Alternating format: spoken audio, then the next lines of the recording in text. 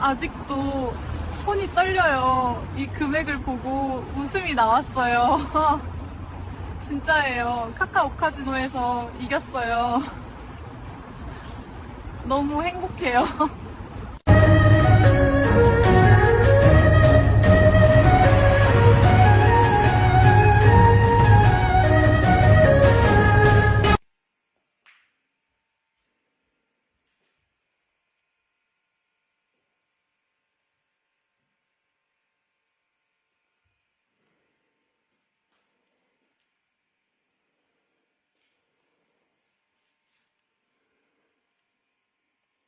Hey everyone, welcome back to the shop. The night is quiet. The only sound is the low electric hum of the old fluorescent lamp hanging above the bench and that deep, familiar smell of dust, oil, and decades-old wood that never really leaves these walls.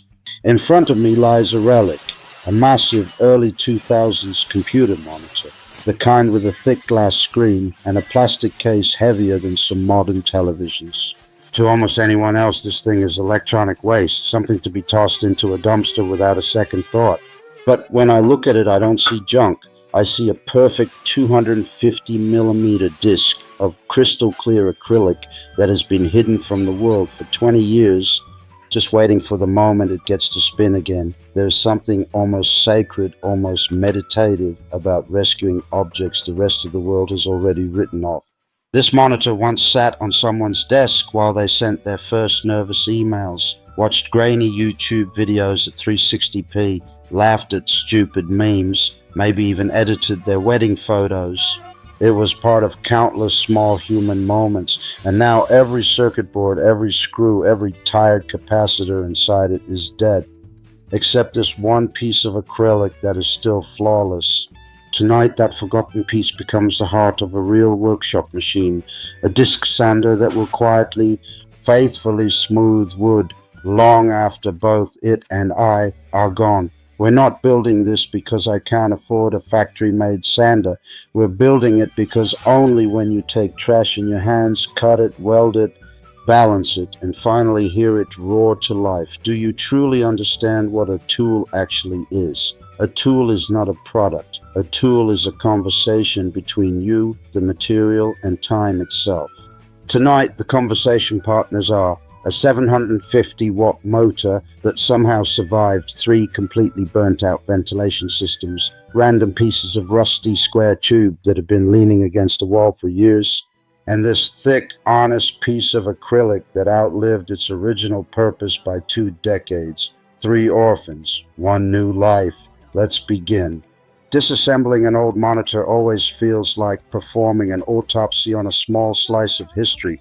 You remove screw after screw, the plastic creaks and sighs like it's reluctant to give up its secrets, and finally you lift away the shroud. And there it is, 8 millimeters of perfectly clear acrylic, untouched by scratches, untouched by sunlight for 20 years. I run my finger across the surface and it's cold, almost icy, but completely brutally honest. This material never pretended to be anything it wasn't. It just waited, cutting a perfect 250 millimeter circle without a CNC or a laser is an act of pure trust.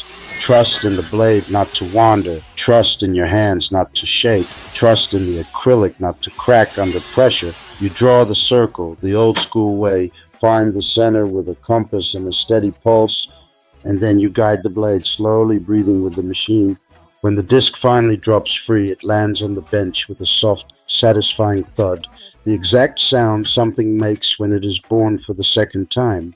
Down on the floor waits the motor. It looks tired, covered in dust and old grease, but when I cleaned the bearings last week, it spun as smoothly as the day it left the factory. 750 watts, 2800 RPM, raw, uncomplicated power. Enough to turn impatience into dust in seconds. I build the frame from 20 by 20 square tube that has been rusting peacefully behind the garage since who knows when. I cut, I weld, I grind, I paint everything matte black so the machine almost disappears into the shadows and only the spinning disc remains the star of the show. Every extra gram, every unnecessary bracket I leave out. The secret to any good homemade tool is ruthless minimalism. Include nothing that doesn't have a reason to exist. Less is never lazy when it's honest. The work table is made from another piece of acrylic, thinner this time, almost delicate, but still strong enough to take real punishment. I cut a precise slot so the disc can rise through it like the moon through clouds. Then I add the angle adjustment, a couple of slotted brackets, a wing nut, and suddenly it tilts smoothly from 0 to 50 degrees. Nothing here is over-engineered, nothing is fragile. It's crude, honest, and accurate to within half a degree, exactly what you need and not a single thing. Across the entire face of the big disc, I glue industrial-grade hook and loop. When the first sheet of 80 grit abrasive rips onto it, the sound is pure commitment, like tearing open a letter you already know will change everything. Under the table, I weld a simple 50mm dust port aimed directly at the point where wood meets grit. Later, when a shop vac is connected, the storm of sawdust will vanish before it even learns your name. Clean work is respectful work. The first power-up is always the moment of truth. The disc wakes, slowly finds its balance, then suddenly screams into full voice. For a split second, I'm afraid the acrylic will explode into 1,000 shards, but it doesn't. It just sings. I take a rough piece of oak that has been sitting in the corner since last winter and press it gently against the spinning surface. Centuries of growth, storms, sun, and wind disappear in warm golden snow that gets sucked away instantly. There is a deep, almost spiritual peace in that moment, watching time itself being erased while simultaneously creating something smooth, something new, something that will probably outlast me by another century. I switch to 240 grit and run the same board again. One more pass and the surface feels softer than skin, warmer than skin, alive in a way no piece of fresh lumber ever feels. This machine doesn't simply remove material. It removes noise from life. It removes hurry. It removes every excuse we ever had for doing things halfway. Real smoothness is never an accident. It is thousands and thousands of tiny, deliberate